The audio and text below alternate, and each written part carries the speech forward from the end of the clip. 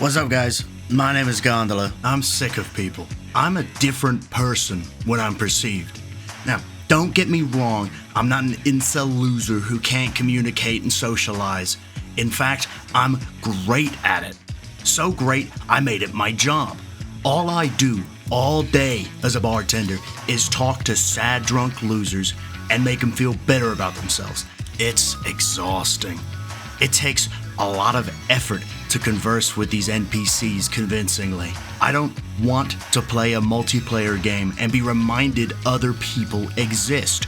I want to sit in a room and not say a word for hours. I want to rot. But it's not all doom and gloom. I'm gonna play some games that remind me of the time when I didn't have to talk to people all day. Games from when I was a kid. The Obama administration was an amazing time for single-player games, where the focus was on the story and world, and with a little bit of multiplayer tacked on. A lot more games made by people with a vision they wanted to share with the world. Games made for gamers. Granted, the gamers usually look like this. In this video, I'm going to talk about 3 games that let you rot in 3 different ways. Stealth sections suck.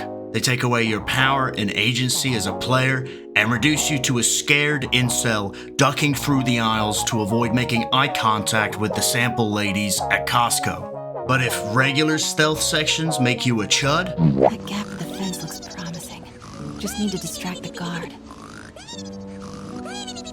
Gotta move. Now. Dishonored makes you like this.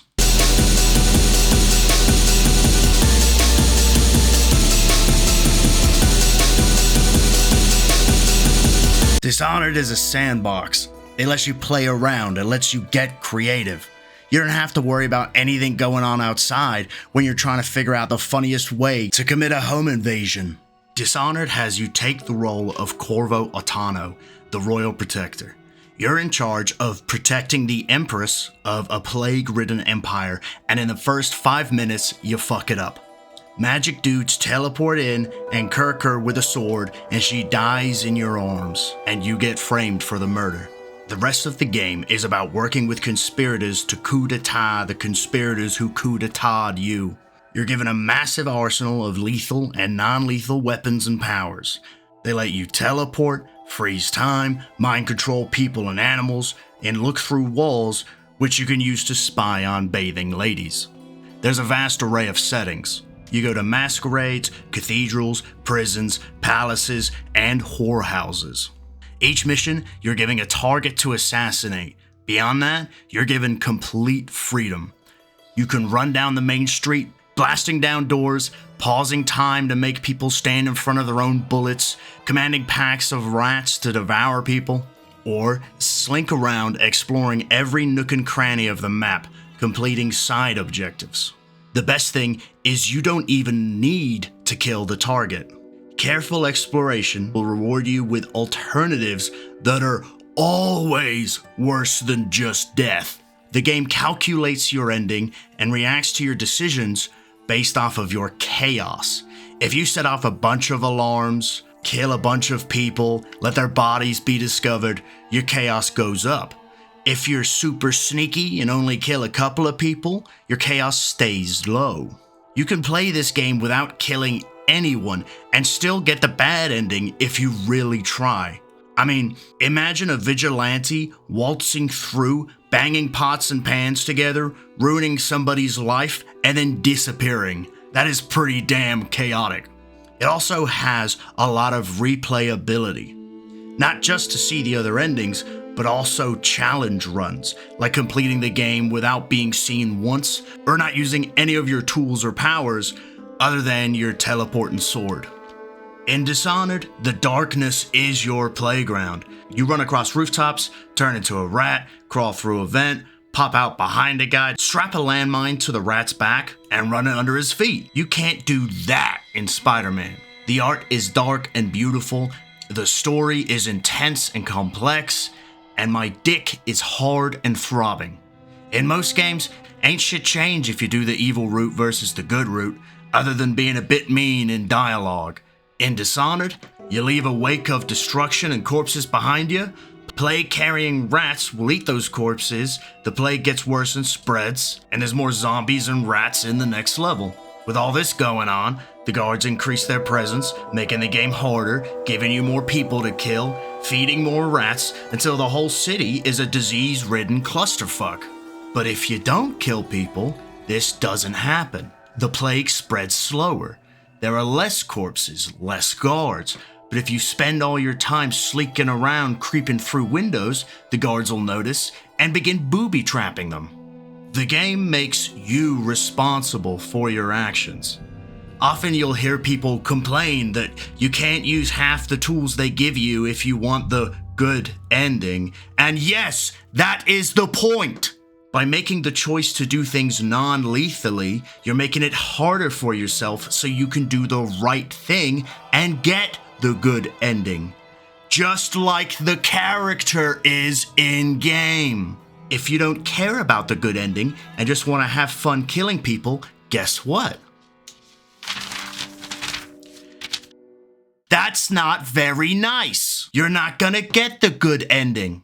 The whole game is about the main character being dishonored and choosing whether to regain his honor or to use it as an opportunity to go apeshit. Well, that's not good game design. Yes, it literally is. It's a way of tying your actions as a player to the consequences in a way that makes you think. It's art. Yeah, it's not that deep. Kill yourself. If Dishonored 1 is like this, oh damn, that's pretty good. Hell yeah. Then Dishonored 2 is like this.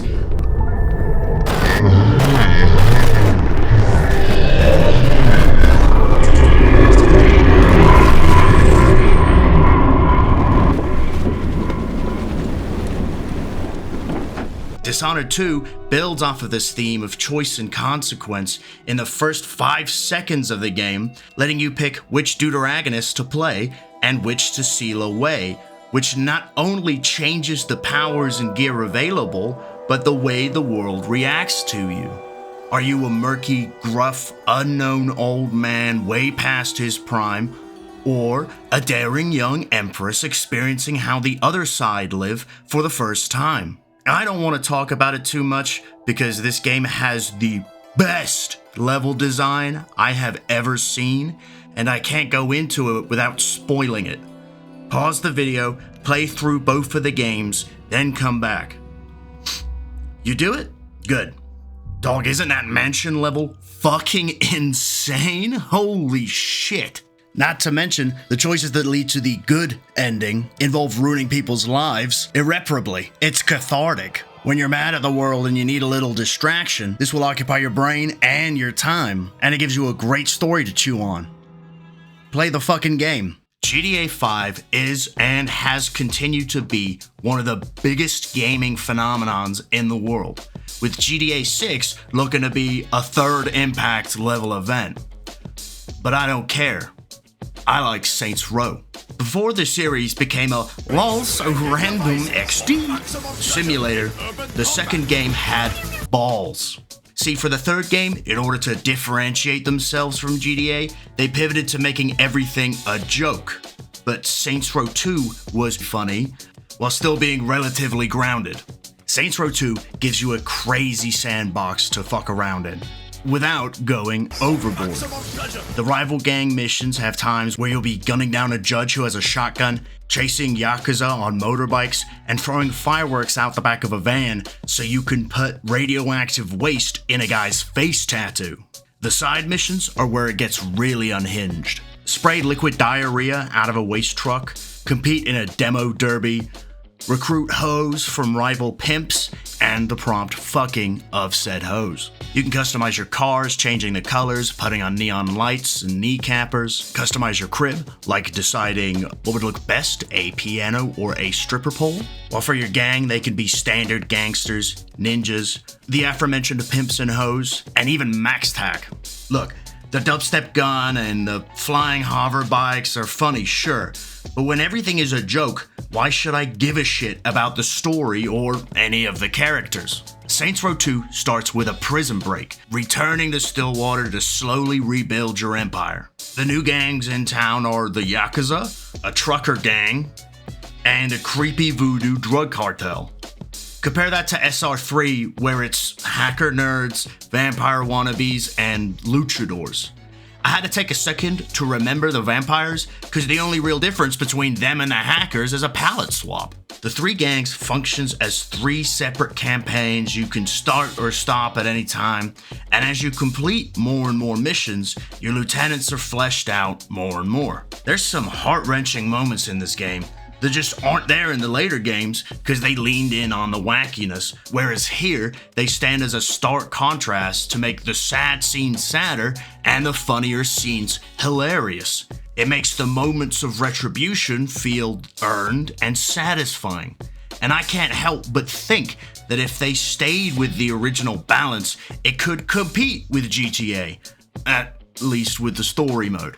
Saints Row 2 is like the Rick and Morty of video games, alright? It's gonna have its funny moments, it's gonna have its serious moments, but the end goal is you just getting high as shit and playing it while laughing on your couch. You wanna have zero brain activity. If they were to put some of those nodes on your head, they're supposed to see the same level of activity as people who laugh at Fruit Love Island. When you're done with overthinking and things not going your way, this is the game to play. Customize everything. Be a dumbass. Spray shit on people. Fuck a hooker. You could do all this in real life, but the game is cheaper.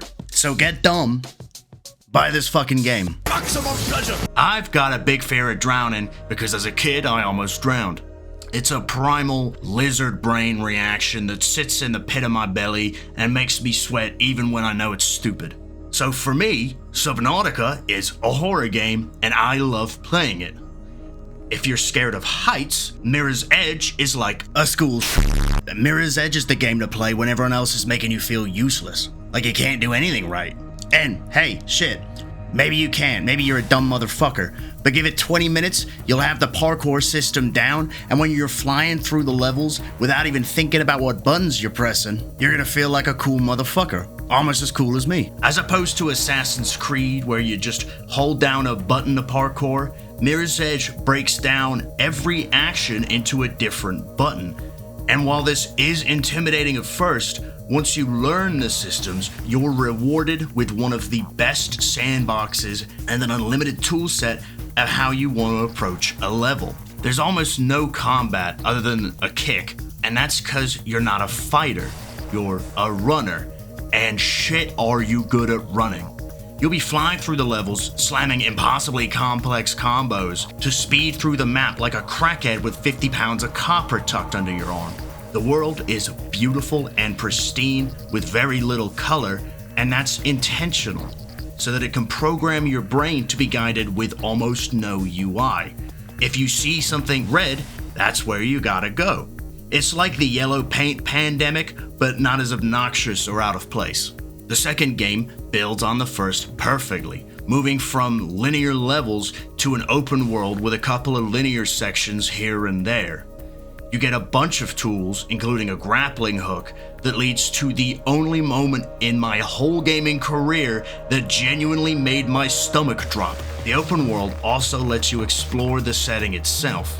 Whereas in the first game, the mystery of the setting added to the clean aesthetic, Catalyst shows you how it all actually operates and fleshes out the cyberpunk dystopia you're sprinting through. It rewards you for taking your time getting to hard-to-reach areas and then sitting and soaking in the scenery. Mirror's Edge 1 was pretty straightforward, all killer, no filler, just gliding through the levels to uncover a grand conspiracy. Catalyst added more and offers a lot more to do. To start a mission, you mark a waypoint on your map, then navigate there by chaining jumps, slides, and wall running while avoiding cameras and patrols. You can't use any guns in this game, so combat is often best avoided. Aside from the main story, you can compete in checkpoint races, time trials, and billboard hacks that are environmental puzzles. Doing these unlocks skills and gadgets which give you more ways to play and approach the levels. You visit several different locations, from bustling neon-lit downtown, industrial construction sites, to ultra-luxurious seaside rooftop gardens. The vibes are amazing, and the disparity between the beautiful homes of the ultra-rich and the grungy underbelly kind of reminds me of visiting the old Fourth Ward in Atlanta, where you drive past like old rundown neighborhoods into perfectly manicured public spaces and insane looking skyscrapers. These games are awesome, and the only reason they didn't take off is everyone is too stupid and brain rotted to play a game where combat isn't the focus. This game is all about getting into that flow state. You don't have to think, you're not thinking, you're just doing. That little lizard part of your brain isn't worried about anything other than how to get from point A to point B. And you can get into a flow state in other games, but half of those are going to be multiplayer. And you can have that flow state ruined by other people. Take League of Legends, for example. You can win lane, you can crush it, you can demoralize the other guy till he's calling you a bunch of stars in all chat. But at the end of the day, if the other 4 people are chimps who somehow broke into a computer lab, you're fucked. Not here. You're responsible for your own actions and it never feels unfair. So you know what that means? You should buy this fucking game. Look, LARPing and Neat is fun. It's great. I love doing it. But of course we go outside and do stuff. Bills gotta get paid anyway. And it's a lot easier when you know how to talk to people. That's why when I do get time to LARP this life, I want to make the most of it.